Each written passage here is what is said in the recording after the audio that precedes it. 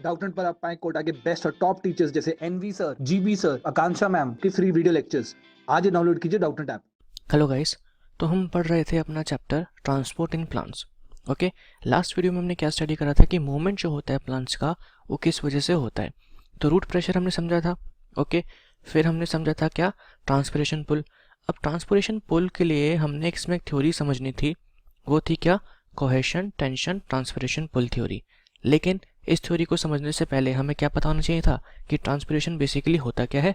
तो हमने पूरा ट्रांसपिरेशन समझा था। ओके, फिर देखा था कौन कौन से फैक्टर्स इसके लिए रिस्पॉन्सिबल है, गार्ड सेल्स जो होते हैं ये अपनी ओपनिंग और क्लोजिंग कैसे करते हैं, वो सब कुछ कवर कर लिया था। तो अब हम आते हैं फाइनली अपनी इस थ्योरी पे। ओके, इसका नाम क्या है, cohesion tension transpiration pull theory. अब सबसे इंपॉर्टेंट क्वेश्चन तो यही आता है कि जो थ्योरी थी ये दी किसने थी। ओके, तो हमारे दो साइंटिस्ट थे, डिक्सन एंड जॉली। इन्होंने दिया था ट्रांसपिरेशन थ्योरी। अब इसमें देखो हमें तीन टर्म्स पढ़ने हैं। सबसे पहले क्या, कोहेशन क्या होता है, एडेशन क्या होता है और सरफेस टेंशन क्या होता है। क्यों? क्योंकि ये जो प्रॉपर्टीज़ हैं वाटर की ये हेल्प करती हैं जाइलम के सैप को ऊपर मूव करने में या असेंट करने में। तो देखो सबसे पहले कोहेशन। कोहेशन क्या होता है अपना, mutual attraction between water molecules. अब मान लो यहाँ पे अपना जाइलम है, ठीक है, इसके अंदर क्या होंगे, वाटर मॉलिक्यूल्स होंगे, वाटर का पूरा कॉलम होगा, हम ब्लू कलर से बनाते हैं। तो यहाँ पे पूरा वाटर का कॉलम होगा, ठीक है। तो जो वाटर के कॉलम्स में H2 मॉलिक्यूल्स प्रेजेंट हैं उनके आपस में बीच में अट्रैक्शन होता है, आपस में ही H2 मॉलिक्यूल्स के बीच में, ठीक है, उसको हम क्या कहते हैं, कोहेशन कहते हैं। एडेशन क्या होता है कि इन वाटर मॉलिक्यूल्स का जाइलम की वॉल से जो अट्रैक्शन होता है, ठीक है, attraction of water molecules to polar surfaces, जैसे कि वॉल ऑफ ट्रैकरी एलिमेंट्स, यानी कि जाइलम और ट्रैकीड्स के साथ जो उनका अट्रैक्शन होता है उसको हम क्या कहते हैं, एडेशन कहते हैं। तीसरा है अपना सरफेस टेंशन। अब सरफेस टेंशन बेसिकली क्या है, वाटर मॉलिक्यूल्स जो होते हैं एक दूसरे को अट्रैक्ट करते हैं मोर टाइटली, किसमें, लिक्विड फेज में, दैन इन गैसेस फेज। तो बेसिकली सरफेस टेंशन क्या हो गई, एबिलिटी हो गई of water molecules to attract each other, ठीक है, दैट्स इट।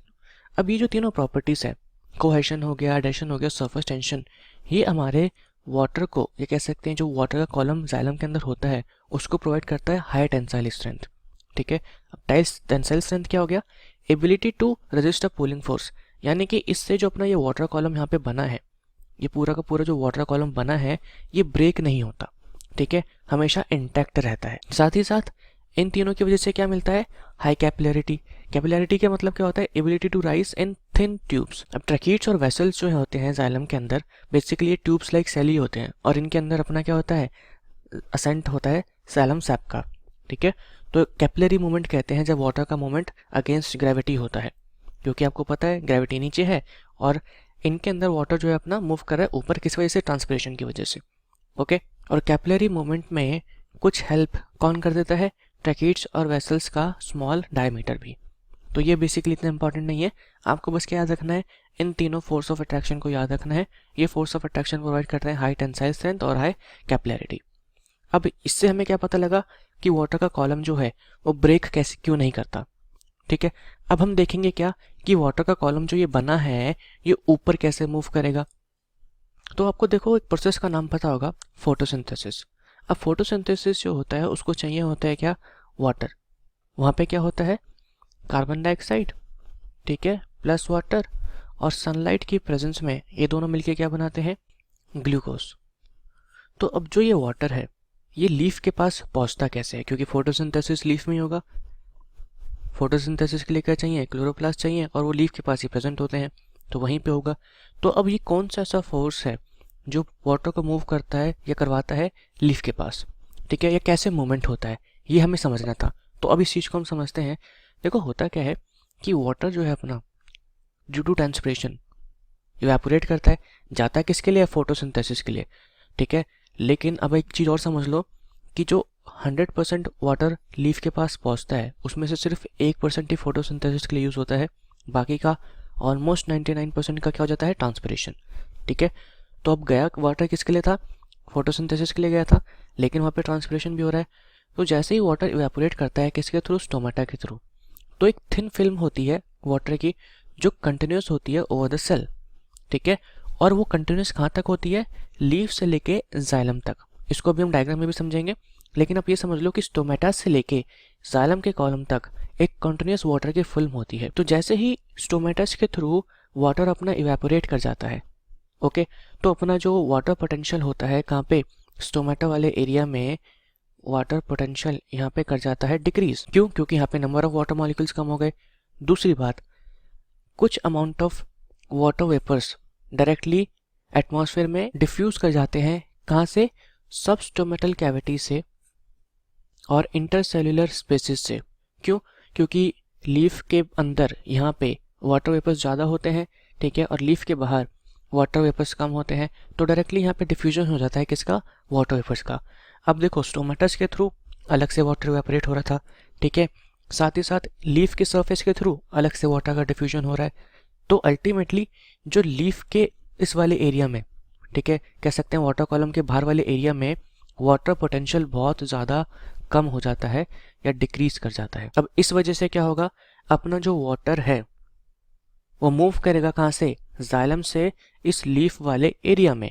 क्यों, क्योंकि वाटर पोटेंशियल जो है अपना किसके अंदर, जाइलम के अंदर, ये हाई है क्योंकि वहाँ पे वाटर मॉलिक्यूल ज़्यादा है, तो अल्टीमेटली वाटर यहाँ से यहाँ पे मूव करेगा।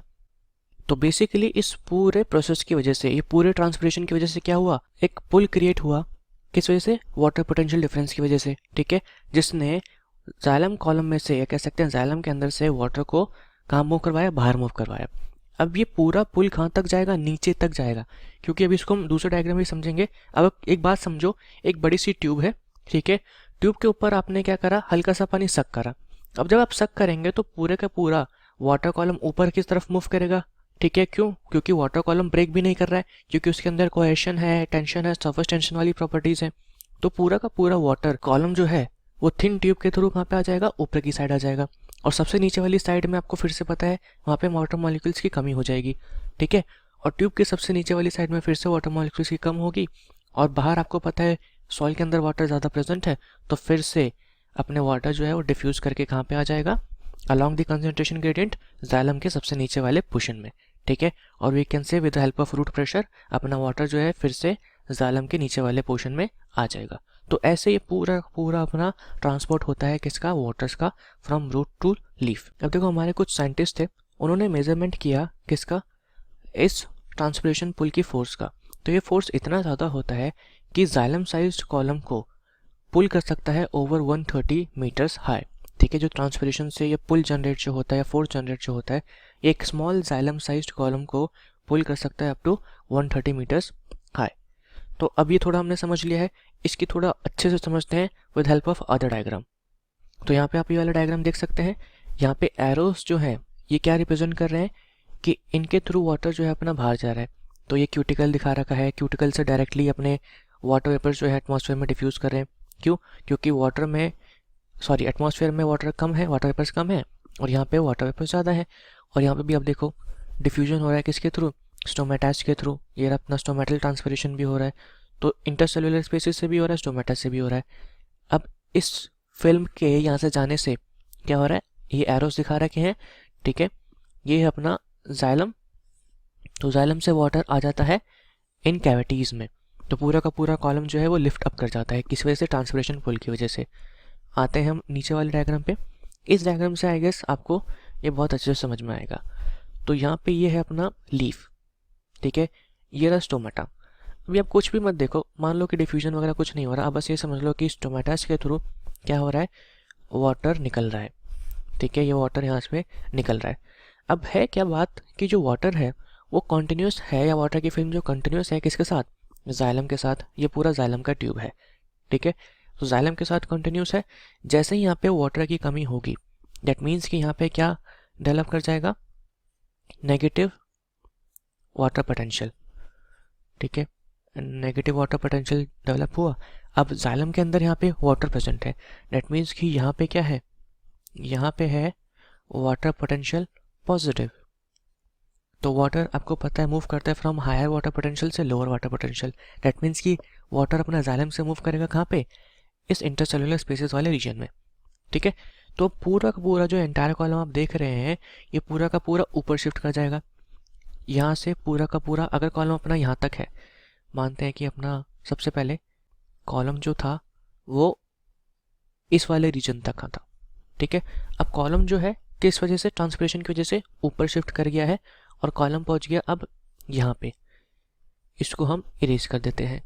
अब होगा क्या कि इस रीजन में यहाँ पे फिर से वाटर पोटेंशियल कम हो गया अपना, ठीक है। यहाँ पे फिर से वाटर पोटेंशियल नेगेटिव हो गया। अब यहाँ पे नेगेटिव है तो अब यहाँ पे जो वाटर प्रेजेंट होगा यानी कि अपने एंडोडर्मिस वाले रीजन में वो यहाँ पे आ जाएगा, ठीक है। यहाँ पे जब नेगेटिव होगा तो अपना जो कॉर्टेक्स वाले रीजन में था वाटर वो एंडोडर्मिस में आ जाएगा। अल्टीमेटली अपना जो ये नेगेटिव वाटर पोटेंशियल है वो कहाँ तक क्रिएट हो जाएगा, रूट तक, ठीक है। फिर आपको पता है कि बाहर वाटर प्रेजेंट है ही, तो वाटर जो है अपना वो मूव कर जाएगा या डिफ्यूज कर जाएगा किसके अंदर, रूट्स के अंदर पैसिवली, ठीक है। अब रूट्स के अंदर आएगा यानी कि यहाँ पे वाटर पोटेंशियल जो था अपना फिर से नॉर्मल हो गया। अब फिर से ट्रांसपिरेशन होगा, फिर से ये कॉलम शिफ्ट होगा, फिर से यहाँ पे नेगेटिव वाटर पोटेंशियल। तो ऐसे ये साइकिल अपनी कॉन्टिन्यूस होती रहती है। तो आई गेस अब कोई भी डाउट नहीं है कि ट्रांसपिरेशन कैसे हेल्प कर रहा है वाटर के मूवमेंट में, ठीक है। और कुछ रोल यहाँ पे किसका होता है, रूट प्रेशर का भी होता है। जैसे ही नेगेटिव पोटेंशियल यहाँ पे क्रिएट हुआ, अपना आपको पता है कि आयंस जो होते हैं उनका ट्रांसपोर्ट हमने बताया था मैक्सिममली कैसे होता है, एक्टिवली होता है। तो आयंस को यहाँ पे कैसे ट्रांसपोर्ट कर देते हैं, एक्टिवली, जिस वजह से अपना वाटर जो होता है वो पैसिवली डिफ्यूज कर जाता है। क्यों, क्योंकि आयंस के यहाँ पे आने की वजह से वाटर पोटेंशियल डिक्रीज कर जाता है। हमने पढ़ा था कि अगर हम सोल्यूट ऐड करते हैं किसी भी सॉल्वेंट के अंदर तो वाटर पोटेंशियल डिक्रीज करता है, तो फिर अपना जो वाटर होता है पैसिवली रूट के बाहर से डिफ्यूज कर जाता है, कहाँ पे, जाइलम कॉलम के अंदर। तो बेसिकली दोनों पार्टिसिपेट कर रहे हैं, ट्रांसपिरेशन पुल भी और रूट प्रेशर भी। मेजर रोल जो है वो किसका है, वो है ट्रांसपिरेशन का। तो ये थी अपनी cohesion, tension, transpiration, pull theory. Next अब हम स्टडी करेंगे कि जो ट्रांसपिरेशन हो रहा है, देखो मैक्सिमम तो यहाँ पे वाटर का लॉस ही हो रहा है, लेकिन स्टिल ये इंपॉर्टेंट क्यों है। तो सबसे इंपॉर्टेंट बात तो ये हो गई कि इसके थ्रू क्या हो रहा है, फोटोसिंथेसिस के लिए वाटर जा रहा है, ठीक है। तो उन्होंने यहाँ पे लिख रखा है सप्लाइज वाटर फॉर फोटोसिंथेसिस। दूसरा, ट्रांसपिरेशन पुल जो होता है वो क्या करता है, क्रिएट करता है फोर्स, जिसकी वजह से क्या हो रहा है, एब्जॉर्प्शन हो रहा है, साथ ही साथ ट्रांसपोर्ट होता है वाटर एंड मिनरल्स का, ठीक है। और फिर यहाँ पे देखो ये तो ऊपर वाटर की बात कर दी, अब ये कह रहे हैं कि ट्रांसपोर्ट करता है minerals from soil to all parts of plant. तो अभी हम नीचे पढ़ेंगे कि अपटेक जो होता है मिनरल्स का और उसका भी ट्रांसपोर्ट किस वजह से होता है, ट्रांसपिरेशन की वजह से ही होता है। दूसरा, ट्रांसपिरेशन जो होता है वो लीफ के सरफेस को कूल डाउन करने में भी हेल्प करता है। कैसे, बाय इवेपोरेटिव कूलिंग, क्योंकि आपको पता है कि लीफ की सरफेस पर डायरेक्ट सनलाइट पड़ती है तो उसका टेम्परेचर जो होता है बेसिकली नॉर्मल रखने में किसका काम होता है, ट्रांसपिरेशन का, ठीक है।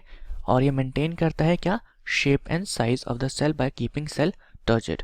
तो ट्रांसपिरेशन जो होता है उस वजह से सेल के अंदर हमेशा वाटर रहता है, लीफ के सेल्स में मोस्टली, ठीक है। ये आप देखते भी हैं कि कॉर्टिकल सेल्स के थ्रू भी और वी कैन से एंडोडर्मिस के थ्रू, जाइलम के थ्रू पूरा वाटर ट्रांसपोर्ट होकर जा रहा है ऊपर तक। तो आई गेस सारे सेल्स जो रूट में पड़ते हैं वो टर्जिड रहते हैं और उनका शेप और साइज मेंटेन रहता है। इसलिए ट्रांसपिरेशन अपना क्या होता है, एक नेसेसरी ईविल। क्यों, क्योंकि बेसिकली यहाँ पे हो तो पूरा रहा है वाटर लॉस। हमने बोला था कि 1% वाटर ही यूज होता है फोटोसिंथेसिस में, तो बाकी का वाटर तो यहाँ पे लॉस हो ही रहा है, लेकिन इस वाटर लॉस की वजह से क्या हो रहा है, एक पुल क्रिएट हो रहा है जो हेल्प करता है हमें बहुत सारी एक्टिविटीज में। इसलिए अपना ये क्या है, एक नेसेसरी ईविल है। ओके, एग्जाम में क्वेश्चन आया भी है कि नेसेसरी ईविल किसको कहते हैं। आगे मूव करते हैं। देखो ये अपने चारों पॉइंट्स इंपॉर्टेंट थे, लेकिन ये इतना इंपॉर्टेंट नहीं है। यहाँ पे बस वही बता रखा है कि फोटोसिंथेसिस के लिए वाटर बहुत ज़रूरी होता है। ओके, इंपॉर्टेंट क्या है, इंपॉर्टेंट भी क्या, बेसिकली इन्फॉर्मेशन दे रखी है यहाँ पे कि अपने प्लांट जो होते हैं वो दो तरीके के होते हैं, एक C4 और एक C3। ये हम आगे वाले चैप्टर्स में स्टडी करेंगे कि C4 प्लांट कौन से होते हैं, C3 प्लांट्स कौन से होते हैं। तो अभी बस आप ये समझ लो कि प्लांट जो होते हैं अपने दो टाइप के होते हैं। C4 प्लांट्स जो होते हैं अपने, ये बहुत ज़्यादा एफिशिएंट होते हैं, ठीक है, कंपेयर टू C3 प्लांट्स। किस टर्म में, in term of fixing carbon dioxide और we can say in term of doing photosynthesis. तो C4 प्लांट लूज करते हैं कितना water, almost half water as compare to C3 plants for same amount of CO2 fixed. यानी कि photosynthesis करने के लिए जितना पानी चाहिए होता है किसको, C4 प्लांट्स को, वो कितना होता है, ऑलमोस्ट हाफ होता है of C4 plants, C3 plants. तो कहीं ना कहीं ज़्यादा एफिशिएंट है। अब क्योंकि ये ज़्यादा एफिशिएंट है, कम पानी चाहिए, तो कह सकते हैं कि इनके अंदर ट्रांसपिरेशन भी कम होता है। ओके, तो ये हम नेक्स्ट वाले चैप्टर में फोटोसिंथेसिस में स्टडी करेंगे कि C4 प्लांट्स और C3 प्लांट्स में ऐसे कौन कौन से करेक्टरिस्टिक्स होते हैं। आते हैं नेक्स्ट टॉपिक पे। तो अब हमने वाटर का अपटेक पढ़ लिया, ठीक है। यहाँ पे आता है अपटेक ऑफ मिनरल आयंस, फिर हम स्टडी करेंगे क्या कि उसका ट्रांसपोर्ट कैसे होता है। बहुत ही ईजी है, हमने 4-5 बारी बता भी दिया है कि जो मिनरल आयंस होते हैं मोस्टली इनका अपटेक जो होता है वो कैसे होता है, बाय एक्टिव अब्जॉर्प्शन। क्यों एक्टिव अब्जॉर्प्शन होता है यहाँ पे, तो उसके 2 रीज़न है जो आपको याद रखना है। सबसे पहली बात, मिनरल्स जो होते हैं अपने सॉइल के अंदर वो प्रेजेंट होते हैं कैसे, एज चार्ज्ड पार्टिकल्स और वी कैन से आयंस। तो वो सेल मेम्ब्रेन के थ्रू मूव नहीं कर सकते, क्योंकि हमने कहा था सेल मेम्ब्रेन जो होती है वो सेलेक्टिवली परमेबल होती है, ठीक है। वाटर को इजीली मूव करने देती है, बाकी सारे आयंस को इजीली मूव नहीं करने देती। तो इनका क्या होता है, एक्टिव ट्रांसपोर्ट, यानी कि जो अपनी प्रोटीन्स होती हैं, कैरियर प्रोटीन्स जो होती हैं सेल मेम्ब्रेन के अंदर, उसके थ्रू इनका ट्रांसपोर्ट होता है। दूसरी और इम्पॉर्टेंट बात क्या, कि जो कंसंट्रेशन होती है मिनरल्स की वो सॉइल के अंदर कम होती है कंपेयर टू रूट, ठीक है। अब बेसिकली कह सकते हैं कि यहाँ पे अपना ये रूट हो गया, इसके अंदर मिनरल्स का कंसंट्रेशन ज़्यादा है, ठीक है, और बाहर जो है कंसंट्रेशन कम है। तो अब जब अगेंस्ट कंसंट्रेशन ट्रांसपोर्ट होता है तो हमें पता है इसको हम क्या कहते हैं, एक्टिव ट्रांसपोर्ट कहते हैं, ठीक है। इसलिए रूट्स के अंदर हमेशा क्या होता है, एक्टिव ट्रांसपोर्ट होता है। और यहाँ पे ज़रूरत पड़ती है फिर किसकी, एनर्जी की, किस फॉर्म में, एटीपी के फॉर्म में। अब नेक्स्ट पॉइंट में इन्होंने क्या कह रखा है, देखो कि जब ये एक्टिव अपटेक होता है किसका, आयंस का, तो ये पार्शली रिस्पॉन्सिबल भी होता है किसके लिए, वाटर पोटेंशियल ग्रेडियंट के लिए। ये चीज़ भी हमने एक्सप्लेन करी थी ऊपर कि जैसे ही मान लो यहाँ पे अपना ये रूट है, इसके अंदर अपने आयंस चले जाते हैं, ठीक है, यहाँ पे अपने आयंस एंटर कर गए, तो यहाँ पे वाटर पोटेंशियल क्या कर जाएगा, डिक्रीज कर जाएगा। क्यों, क्योंकि सॉल्यूट्स के आने से वाटर पोटेंशियल डिक्रीज करता है और बाहर जो है वाटर पोटेंशियल ज़्यादा है। तो हम कह सकते हैं कि इन दोनों के बीच में, रूट्स के बीच में और सॉइल के बीच में क्या क्रिएट हो गया, वाटर पोटेंशियल ग्रेडियंट क्रिएट हो गया। और फिर वाटर जो होते हैं अपने passively from soil to move कर जाते हैं किसके, रूट्स के अंदर, ठीक है। आगे यही कह रखा है कि therefore uptake of water by osmosis और we can say diffusion. Next आगे मूव करते हैं, ये कह रहा है कि कुछ आयंस मूव करते हैं एपिडर्मल सेल्स में पैसिवली, तो कुछ का पैसिवली भी होता है, लेकिन मोस्ट ऑफ द आयंस, आपको हमेशा याद रखना है कि आयंस का एब्जॉर्प्शन मोस्टली कैसा होगा, एक्टिवली होगा। और वाटर के केस में अपोजिट होता है, वाटर का कैसा होता है, मोस्टली पैसिव। अब देखो हमने पढ़ा था कि एक्टिव और पैसिव एक्टिव ट्रांसपोर्ट होने के लिए कुछ मेम्ब्रेन प्रोटीन्स का रिक्वायरमेंट होता है। तो यहाँ पे यही कह रहा है कि स्पेसिफिक प्रोटीन्स प्रेजेंट होती हैं किसके अंदर, membranes of root hair cells, जो एक्टिवली पंप करती हैं, यानी कि एटीपी को यूज़ करके पंप करती हैं इन आयंस को, कहाँ से, सॉइल से साइटोप्लाज्म ऑफ एपिडर्मल सेल्स, ठीक है। ऐसे ही ये कंटिन्यूसली पंप होते हुए जाते हैं, पहुँचते हैं कहाँ तक, एंडोडर्मल सेल्स तक। तो एंडोडर्मल सेल्स जो होता है बेसिकली अपना, वो क्या होता है, कंट्रोल पॉइंट होता है। क्यों, क्योंकि ये अलाउ करता है, कुछ सॉल्यूट्स को पास करने देता है खुद के थ्रू, लेकिन कुछ को पास करने नहीं देता, ठीक है। इसके पास भी ट्रांसपोर्ट प्रोटीन्स होती हैं। तो हमने ये भी पढ़ा था कि अपना जो एक्टिव ट्रांसपोर्ट होता है वो सेलेक्टिवली परमेबल होता है, ठीक है। क्यों, क्योंकि उसके अंदर प्रोटीन्स प्रेजेंट है, मेम्ब्रेन प्रोटीन्स हैं, तो अलाउ करती हैं, कुछ सॉल्यूट्स को पास करने देती है, कुछ को नहीं पास करने देती है। दैट मीन्स कि कैसा है, वो सेलेक्टिवली परमेबल है। तो ऐसे ही एंडोडर्मल सेल्स जो होते हैं वो सिर्फ उन्हीं सॉल्यूट्स को पास करने देते हैं जिसकी ज़रूरत होती है, ठीक है। और यहाँ पे क्या करा जाता है, एडजस्ट करा जाता है quality and type of solutes जो रीच करते हैं जाइलम में। तो एग्जाम में सिंपल सा क्वेश्चन आएगा कि एक प्लांट के अंदर कहाँ पे क्वालिटी और टाइप ऑफ सॉल्यूट्स एडजस्ट करी जाती है, तो आंसर क्या हो जाएगा अपना, endodermal cells. Okay, last but important point, हमने पढ़ा था कि एंडोडर्मिस के अंदर प्रेजेंट होती हैं क्या, कैस्पेरियन स्ट्रिप्स जो बनी होती है सुब्रेन की, ठीक है।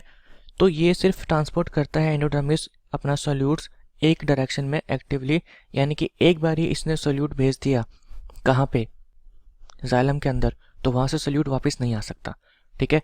तो अल्टीमेटली यही रीज़न है कि रूट प्रेशर जो है वो जाइलम के अंदर डेवलप होता है। अब देखो सॉल्यूट्स वापस चले गए, वापस वो आ नहीं सकते, अंदर क्या होगा, जाइलम के अंदर वाटर पोटेंशियल डिक्रीज कर जाएगा और बाहर वाटर पोटेंशियल ज़्यादा है ही, तो पानी जो है वो खींचा चला जाएगा और पहुंच जाएगा कहाँ पे, जाइलम के अंदर, ठीक है। तो कहीं ना कहीं एंडोडर्मल सेल्स भी जो होते हैं ये पार्टिसिपेट करते हैं किसके अंदर, रूट प्रेशर जनरेशन में। तो ये हो गया अपना अपटेक ऑफ मिनरल्स। अब लास्ट इसमें पोर्शन बचा है ट्रांसलोकेशन ऑफ मिनरल्स। तो अब हमने कोहेशन टेंशन अपनी थ्योरी पढ़ी ली थी, जैसे ही ये जाइलम के अंदर पहुंचेगा इसका ट्रांसलोकेशन किसके थ्रू हो जाएगा, अपना ट्रांसपिरेशन स्ट्रीम के थ्रू, सिंपल। अब सेम पूरा कॉन्सेप्ट यहाँ पे समझाने की ज़रूरत नहीं है कि हाँ भाई पहले ये जाएंगे वाटर के अंदर मिक्स करेंगे और वाटर कॉलम के साथ पूरा ट्रांसपोर्ट होंगे। आपको पता ही है कि अब क्या होगा, यहाँ पे सेम ट्रांसपोर्टेशन पुल वाला मेथड लगेगा और मिनरल्स जो होंगे वो पहुँच जाएंगे टू अपने लीव्स एंड वेरियस पार्ट्स। तो ये क्या कह रखा है, the chief sinks of minerals. Sinks क्या होते हैं, जो मिनरल्स को करते हैं यूटिलाइज, ठीक है। तो मिनरल यूजर्स लिख सकते हैं आप। तो मेन मिनरल यूजर्स कौन से होते हैं, ये इंपॉर्टेंट है, एग्जाम में पूछा जाता है हमसे कि ऐसे रीजन बताओ जहाँ पे मिनरल्स का रिक्वायरमेंट बहुत होता है।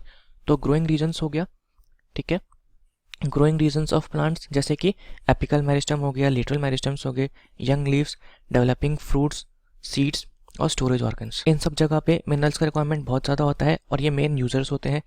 अनलोडिंग जो होता है मिनरल्स का वेन पे, वो भी कैसे करता है, through diffusion and active uptake by these cells. तो बेसिकली उन सेल्स के अंदर भी अब क्या होता है, मिनरल कंटेंट ज़्यादा होता है, तो उनके अंदर भी जाइलम से एक्टिवली पंप किया जाते हैं मिनरल्स। हालांकि हमने वाटर के केस में क्या देखा था कि वो पैसिवली जा रहा था, तो वाटर का ट्रांसपोर्ट हमेशा पैसिवली होता है, मिनरल्स का हमेशा एक्टिवली होता है।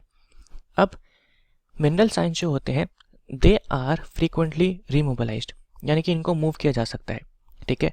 और स्पेशली कब मूव करते हैं, जब कोई ओल्डर पार्ट की डेथ हो रही होती है तो उसको मूव कर देते हैं फ्रॉम ओल्डर पार्ट और ट्रांसफ़र कर देते हैं टू यंगर लीव्स, ठीक है।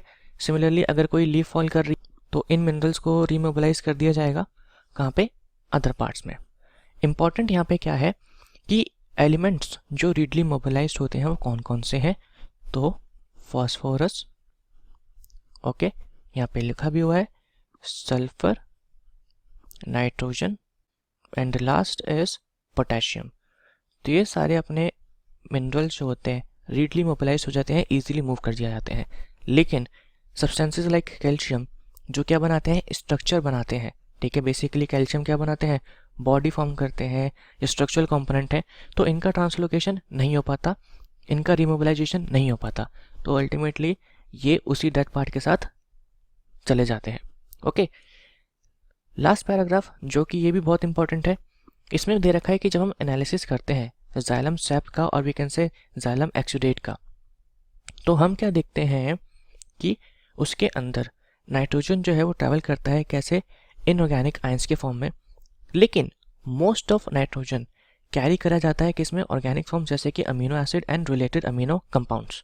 अब अगर जाइलम के बारे में ध्यान से हमने पढ़ा होगा आप लोगों ने, तो आपको याद होगा हमने बोला था कि ये सिर्फ ट्रांसपोर्ट करता है क्या, वाटर, मिनरल्स, ठीक है, यानी कि इनऑर्गेनिक सॉल्यूट्स और हार्मोन्स। लेकिन यहाँ पे अब क्या कह रहे हैं कि नाइट्रोजन जो है उसका ट्रांसपोर्ट कैसे होता है, अमीनो एसिड फॉर्म में, और अमीनो एसिड कैसा है अपना, ऑर्गेनिक कंपाउंड है। दैट मीन्स कि जाइलम में some amount of organic solute is also transported, okay. बाकी फॉस्फोरस एंड सल्फर ये भी कैरी किए जाते हैं किसमें, एज ऑर्गेनिक कंपाउंड्स, ठीक है। ऊपर से जब ट्रांसपोर्ट हो रहा होता है तब जाइलम और फ्लोएम का ट्रांसपोर्ट होता है, तो हम देखेंगे कि कुछ अमाउंट, कुछ मटेरियल इन दोनों के बीच में क्या होता है, एक्सचेंज हो जाता है, ठीक है। जिस वजह से कह सकते हैं कि जाइलम के अंदर फ्लोएम का कंपोनेंट आ जाता है थोड़ा सा, ठीक है, और जाइलम का किस में चले जाता है, फ्लोएम में चले जाता है।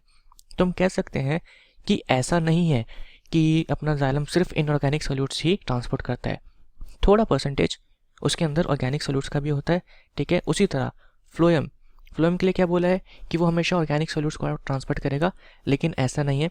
जैसे कि हमने यहाँ पे बोला कि exchange of material does takes place between xylem and phloem, तो उसके अंदर जाइलम से कुछ इनऑर्गेनिक सॉल्यूट्स भी चले जाते हैं और वो भी कहीं ना कहीं इनऑर्गेनिक न्यूट्रिएंट्स का ट्रांसपोर्ट करता है, ठीक है। तो यहाँ पे होता है अपना ये पार्ट कंप्लीट। लास्ट पार्ट में हम पढ़ेंगे कि फ्लोएम का ट्रांसपोर्ट कैसे होता है from source to sink, okay. और उसके बाद देखेंगे कुछ एडिशनल इन्फॉर्मेशन जो एग्जाम पॉइंट ऑफ व्यू से काफ़ी इंपॉर्टेंट होता है। Thank you so much.